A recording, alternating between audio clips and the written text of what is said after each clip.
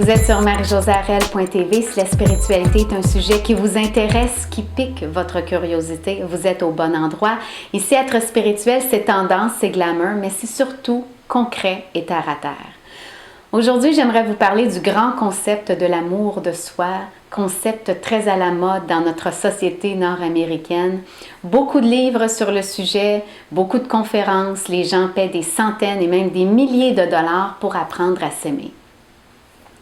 Et quand je regarde toutes les techniques et les stratégies autour de l'amour de soi, à quel point on décortique la chose, je me demande si on n'est pas en train de complexifier quelque chose qui est extrêmement simple et que les gens ont toujours fait. Je disais à une amie dernièrement, l'amour de soi, ça commence par le respect de nos besoins fondamentaux. Si tu as faim, mange. Si tu es fatigué, repose-toi. Si tu manques d'heures de sommeil, va dormir. Si tu as besoin de te défouler, va danser, va courir, bouge. Si tu as de la peine, pleure. C'est ça l'amour de soi, le respect de nos besoins de base. Or, nous vivons dans une société où on croit qu'on est des machines et qu'on peut continuellement repousser nos propres limites et ne pas s'écouter. Combien de fois avez-vous reporté l'heure du repas?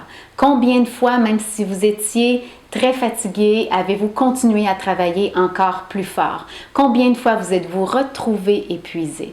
Combien de fois avez-vous reporté le désir de faire une activité ou un voyage en vous disant que dans votre planification, dans votre organisation, dans votre stratégie de vie, il vaut mieux attendre plus tard? Et après, on crie à l'amour de soi et on se fait des thérapies sur l'amour de soi.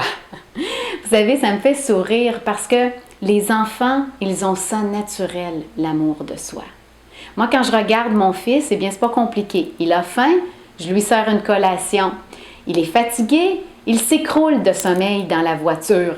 Ou encore, s'il est fâché, eh bien, il exprime sa colère. S'il a de la peine, il pleure. L'amour de soi, c'est de respecter nos besoins de base. Ensuite, une fois que ça c'est fait, là, on peut entrer dans une démarche un peu plus élaborée, où on va questionner entre autres nos relations. Cette relation, je sens que cette relation-là est toxique. Est-ce que je ne devrais pas me respecter davantage là-dedans? Je n'aime plus mon travail. Est-ce que je ne devrais pas me respecter davantage là-dedans? Et dans ce type de démarche-là, effectivement, on peut avoir besoin de l'aide de quelqu'un, de l'aide d'un coach.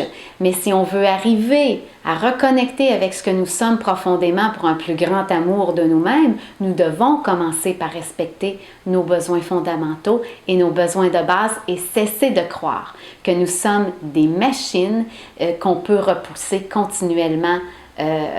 Qu'on peut repousser continuellement nos limites sans cesse et sans cesse. J'aimerais beaucoup vous entendre sur le sujet, chers amis. Êtes-vous d'accord avec moi que l'amour de soi est quelque chose de simple? Est-ce qu'on n'est pas en train de complexifier la chose? Et que faites-vous de votre côté pour vivre concrètement l'amour de soi? Laissez-moi un commentaire sur ma page Facebook Marie-Josée Arel ou encore directement sur mon site www.marijosearel.tv. J'ai déjà hâte de vous retrouver et d'ici là, respectez vos besoins fondamentaux parce que c'est une formidable façon de laisser votre lumière briller.